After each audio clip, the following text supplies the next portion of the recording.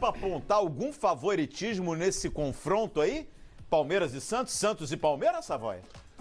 Olha, é muito difícil você apontar, porque os dois times vivem bons momentos. O Santos está subindo de produção, o Santos com a volta do Renato, do Lucas Lima, que ainda tem que jogar um pouquinho mais, hein? Ainda está longe daquele Lucas Lima, e principalmente do centroavante, Ricardo Oliveira. Eu acho que o Santos vai dar um salto de qualidade. Já deu no último jogo, poderia ter feito um placar muito maior do que os 2-0, mas fato é que o Santos na Vila Belmiro é muito forte. Mas considerando que o Palmeiras também é um time forte, o Santos precisa mais do resultado. Acho que isso dá um pequeno favoritismo ao time da Vila Belmiro, mas eu acho que o empate nesse caso, se eu tivesse que apostar a loteria esportiva, então eu ia cravar com a coluna do meio. E eu tô olhando aqui, ó, a relação dos jogadores convocados pelo Palmeiras, ó, na lista do Eduardo Batista pro clássico contra o Santos, é força máxima, hein? São os dois melhores times do futebol paulista, Força né? máxima, Paulo e por que Lima? não dizer, talvez os dois melhores times do futebol brasileiro no momento. Lógico, você não pode descartar um Atlético Mineiro, você não pode descartar um próprio Flamengo, né? O Grêmio, que vem de um título importante, mas jogando bola nesse momento, ele está no nível de Santos, Palmeiras e Flamengo. Então, assim, bem coladinho a termos de nível de qualidade técnica, bom comando, piso talento superior. Isso, talentos individuais, composição tática. Eu acho que é um clássico, e tô com o Savoia. Jogar na Vila Belmiro talvez possa fazer a diferença. E o Bruno Henrique caiu como uma luva no time do Santos. Vai Bom ganhar jogador, hein? Vai ganhar a Sormani. posição. Aliás, Sormani, você que teve a oportunidade de dar esse recado pro Lucas Lima, né? Ao vivo, no nosso pós-jogo. Sensacional, hein, Sormani? O Lucas Lima ouvindo ali a narração do gol e entrou a sua observação. Se o Lucas Lima jogar um pouquinho mais do que pode jogar, o Santos vai ganhar o jogo. E aconteceu, né? O Santos reagiu. Não foi vitória lá, Sormani? Não me lembro agora, me corrija aí. Foi 1-1, né? 1-1. Contra o Allianz Lima, né? É o Aliança, o Sport de Cristal. Sport de Cristal, isso mesmo, Libertadores. Mas você já deu recado, o Lucas Lima pelo menos já te ouviu. Ali o papo foi reto, seu mãe. Então, Calheiros, o jogador que pode fazer... Você, por melhor que seja o seu time, por mais bem armado que ele seja, se você não tiver um jogador para fazer a diferença, fica difícil. Você pode ganhar os jogos, claro que sim. Jogos emblemáticos você pode ganhar, por exemplo, com uma defesa forte, você escapa no contra-ataque e faz um gol, tá? Mas se você tem um jogador que é diferente dos demais, esse jogador pode se resolver problemas quando você está enfrentando. Por exemplo, na última quinta-feira, contra o Strongest, na Vila Belmiro, o time boliviano fazia uma defesa, uma marcação muito intensa. O Santos não teve espaço para jogar, não conseguia jogar. Tinha a posse de bola, rodava a bola de lá para cá, de cá para lá, mas faltava alguma coisa. O que aconteceu? No minuto final do primeiro tempo, o Lucas Lima pegou uma bola do lado esquerdo, driblou 4 jogadores e sofreu uma falta. A falta foi a segunda falta de um jogador que já tinha recebido um cartão amarelo, tomou o segundo amarelo, foi expulso, quer dizer, ele fez a falta, sofreu a falta que saiu o gol. Deixou o adversário com um jogador a menos. E o Santos fez o gol que deu o alívio para ele poder ir para o vestiário com 1-0 de vantagem e voltar para o segundo tempo um pouco mais sossegado. O Lucas Lima passa necessariamente por ele. Se o Santos quiser alguma coisa nessa temporada de 2017, passa pelo Lucas Lima. Se ele jogar bem, o Santos tem condições de ganhar campeonatos. Se ele não jogar bem, vai ser muito difícil e eu não apostaria nem um níquel, como se dizia no passado, no time do Santos. A gente vai acompanhar tudo desse clássico aí. Aliás, estou dando uma olhadinha aqui. O Santos também, hein? Vai pro confronto aí, vai pro clássico com o que tem de melhor. A gente lembra que a Libertadores agora tem um período maior aí até a próxima rodada, né? Só agora em abril, se eu não me engano, dia 10, 11, 12 de abril, a próxima rodada de Libertadores. Então amanhã, força máxima nesse confronto que tem dado muito o que falar, hein? Quem é que pode fazer a diferença amanhã, Paulo Lima, na sua opinião?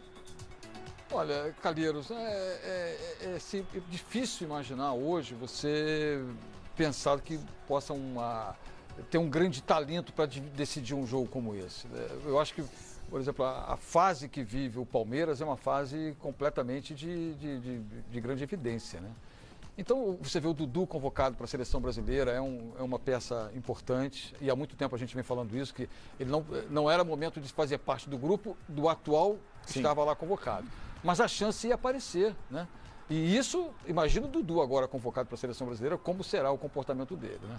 Então o Palmeiras, pela qualidade que tem, pelo projeto Palmeiras, e apesar de toda essa magia que envolve aí a crise que se transforma no Palmeiras a cada dia, que o time pensa, o que passa, o que não conhece, que não sei o quê, o Palmeiras está indo.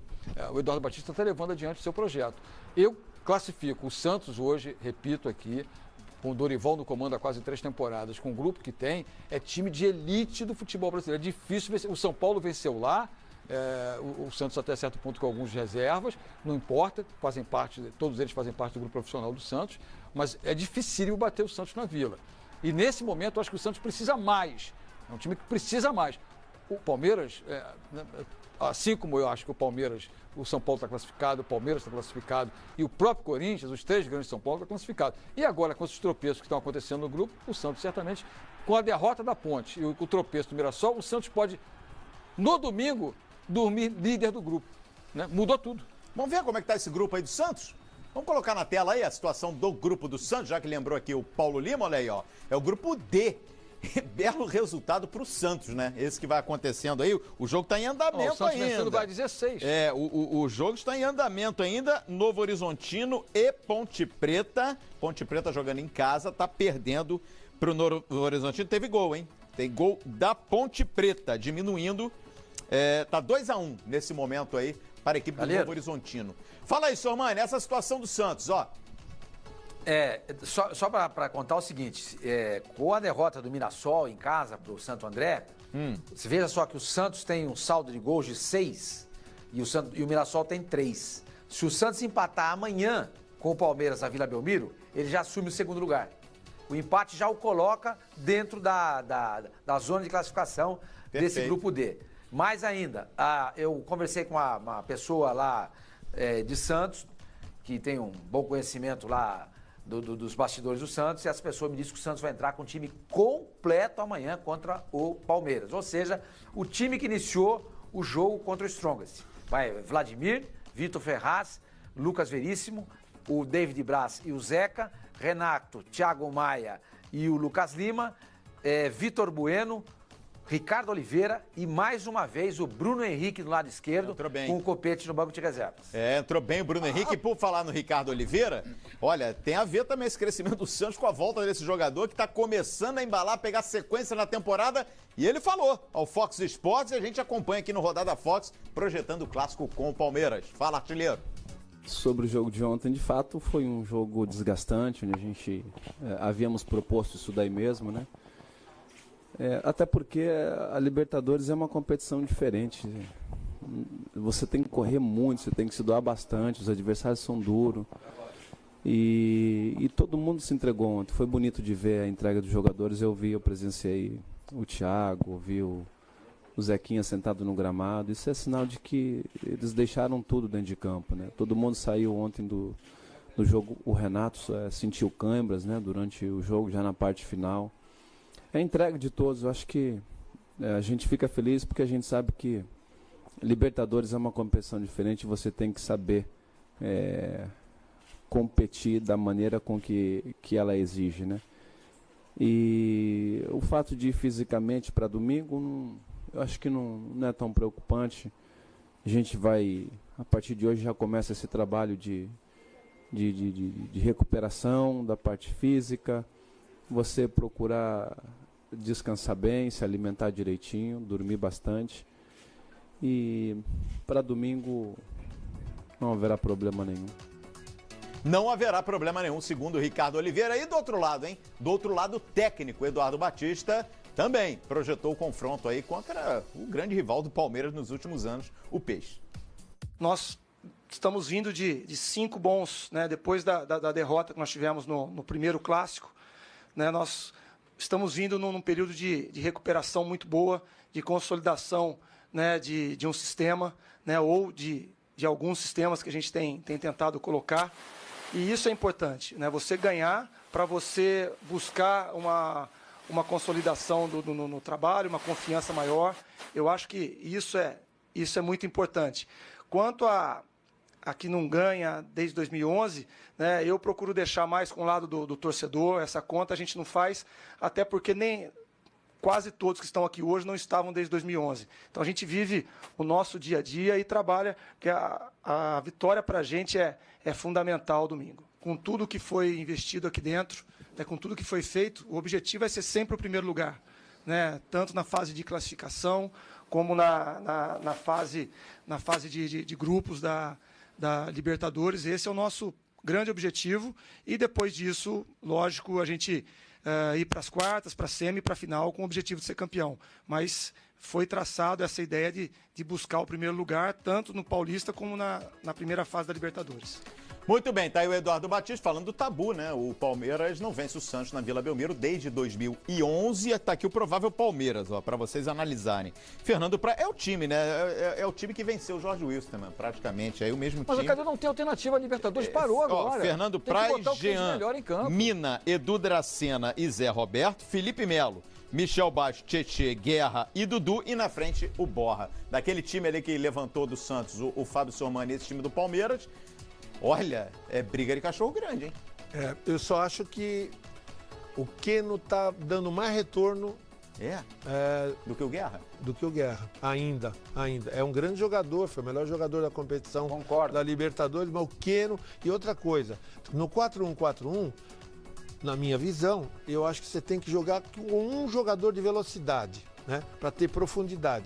Como o Dudu tá jogando pelo meio, e acho uma coisa legal também pro Dudu, pro Palmeiras, o Palmeiras precisa de alguém rápido. O Michel Bastos não é esse jogador, né? O Guerra também não é, porque entra muito pelo meio, junto com o Michel Bastos. E eu acho que o Dudu não cai mais pela esquerda, porque ele flutua, mas ele permanece sempre no meio, com esse novo esquema, esse novo posicionamento do Eduardo Batista. Então precisa de um jogador como o Keno e um cara que faz a diferença. Pega a defesa fechada, individualmente ele consegue desmontar a defesa. Então eu acho que muita gente tem criticado o Eduardo Batista e forçado o Eduardo Batista a botar os dois colombianos, né? Custaram caro, grandes investimentos, mas o Keno tinha que ter lugar nesse time, na minha opinião. E tá tendo, né? Ele está colocando para jogar, né? Mas titular. Acho que a pressão existe, mas ele tá, e vale lembrar que a jogada do gol aos 49, 52 do segundo tempo saiu com o Keno tocando exatamente para o lado direito do campo. Dudu participou também. Exatamente isso. Mas é evidente que a pressão por grandes contratações, elas fazem parte de qualquer roteiro de grande filme, grande clube do futebol. Mas o Guerra não vem merecendo ser titular da equipe, sem dúvida. Não vem sendo merecendo, não. E o Borra até agora também, vamos aguardar, né? Vamos aguardar, né? Não é... Tá te agradando o Borra ainda? Não é... Calheiros, vamos aguardar. Ele é um jogador importante, foi importante na temporada passada, mas o Palmeiras não tá finalizando com ele como se esperava, pelo menos por enquanto. Vocês repararam que o Palmeiras tem extrema dificuldade para jogar contra times que jogam atrás? Por exemplo, Jorge Wilstermann, Corinthians com um jogador a menos, jogou atrás e ganhou do Palmeiras. Jorge Wilstermann deu um sufoco no Palmeiras, ganhou só 51 do segundo tempo. Então, por isso que eu acho importante você ter um jogador rápido de beirada como o Keno, entre outras coisas. Bom, o Palmeiras tem que desenvolver melhor o trabalho quando enfrenta times defensivos demais. Sormani, você falou aí, você estava concordando com o Savoia nessa questão do Keno e também do Guerra. O que você pensa sobre isso aí, Sormani? Eu também concordo com o Savoia. O Keno é um jogador que oferece muitas opções para quem, quando o Palmeiras tem a posse de bola e está atacando. O jogador se coloca muito bem, tem uma ótima finalização e ele oferece muitas opções, volto a dizer, para o Palmeiras quando o Palmeiras está atacando. Eu vejo no Bruno Henrique dos Santos a mesma coisa. A mesma coisa. São dois jogadores que estão sempre bem posicionados. Sempre bem posicionados. Isso é muito importante quando você tem um atleta desse num jogo decisivo, não decisivo, né, de tamanho e envergadura como é esse confronto na Vila Belmiro entre Santos e Palmeiras. Então, Bruno Henrique do lado do Santos e Keno do lado do Palmeiras, para mim, esses dois atletas, eles podem até serem os jogadores que venham a ter uma participação, um papel importante no jogo de amanhã. Ô Calheiros, e tem um detalhe, o que o Sormani falou é correto.